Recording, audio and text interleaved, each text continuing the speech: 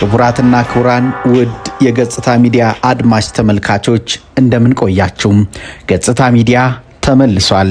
ዛሬ በዓለማችን ላይ እየሆነ ያለውን እውነትና ለናንተ ለተመልካቾች ያስተምራሉ፣ ያስጠነቅቃሉ፣ እንዲሁም ግንዛቤን ይሰጣሉ ብለን ያመንባቸውን መረጃዎችና የዘመን መጨረሻ አንቂ መልእክቶችን በመረጃና በማስረጃ እናስደምጣችኋለን። እስከ ቪዲዮ መጨረሻ ድረስ አብራችሁን ቆዩ። ለገጽታ ሚዲያ አዲስ የሆናችሁ ደግሞ ሰብስክራይብ፣ ሼር፣ ቪዲዮውን ስትጀምሩ ላይክ አድርጋችሁ ሐሳብና አስተያየት ካላችሁ ደግሞ በኮሜንት አሳውቁን። ለበለጠ ማበረታታት ይጠቅመናልና ወደ መጀመሪያው መረጃችን አለፍን። ክቡራን አድማጮች ወደ መረጃችን ስናልፍ ዓለማችን በያዝነው ዓመት እጅግ አስከፊ የሆኑ ትዕይንቶችን እያስተናገደች ትገኛለች። ይኸውም ዓለምን ያስጨነቀው ሶስተኛው የዓለም ጦርነት ነው። ይህንን ሶስተኛው የዓለም ጦርነት ያስባለው ደግሞ በኢራንና በእስራኤል መካከል የተቀሰቀሰው ጦርነት ሀያላን ሀገራት እየተቀላቀሉበት ስለሚገኝ ነው። ታዲያ የዚህ ጦርነት መነሻው ምንድን ነው? ዓላማውስ? በስፋት የምንመለከተው ይሆናል። ሰሞኑን እንደተመለከታችሁት ክቡራን አድማጮች ጦርነቱን በሰበር ዜና የተቀላቀለችው ሀገር ታውቃለች።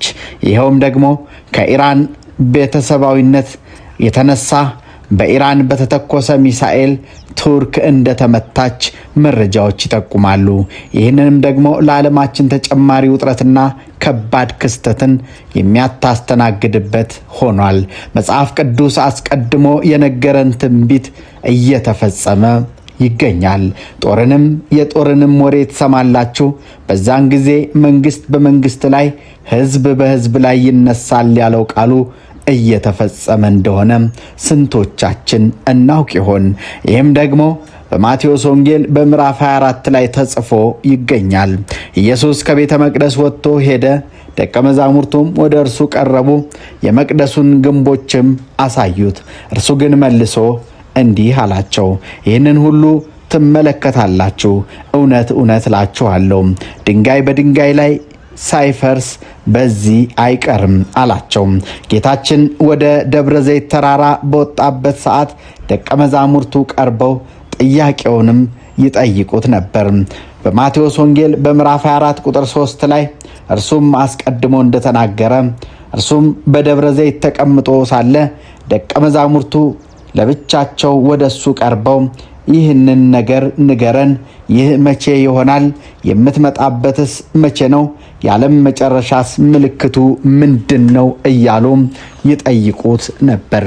ደቀ መዛሙርቱ ከጠየቁት ጥያቄዎችም መካከል እነዚህን በግልጽ እንነጋገርባቸዋለን።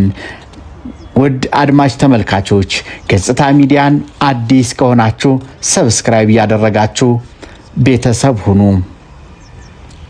ደቀ መዛሙርቱ ሁለት ወሳኝ ጥያቄዎችን ጠይቀውታል። አንደኛ፣ ንገረን፣ ድንጋይ በድንጋይ ላይ ይወድቃል ያልከው ምንድነው? ይህንን አስረዳን ሲሉ ጠይቀዋል። ሁለተኛ፣ የዓለም መጨረሻስ ምንድነው?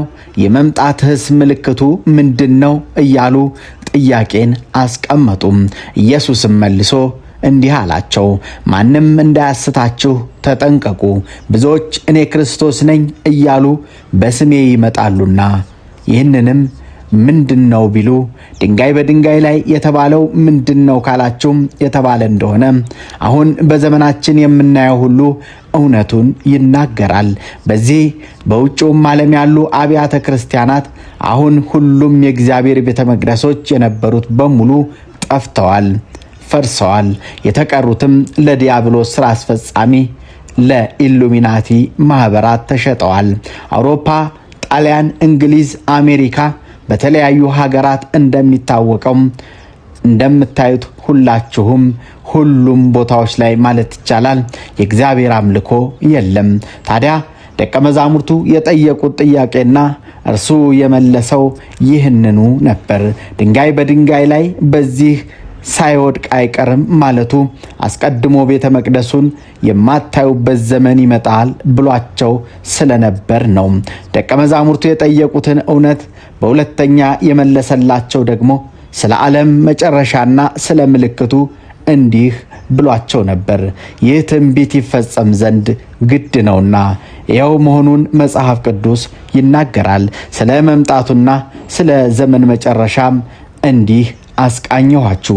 ክቡራትና ክቡራን ውድ የገጽታ ሚዲያ አድማጭ ተመልካቾች የበለጠ የዘመን መጨረሻ አንቂ መልእክቶችንና የተለያዩ በዓለማችን ላይ የሚደረጉ እውነቶችንና ትዕይንቶችን ለማወቅ ገጽታ ሚዲያን ሰብስክራይብ ያደርጉ። የዛሬን አበቃው። ቸር ቆዩ።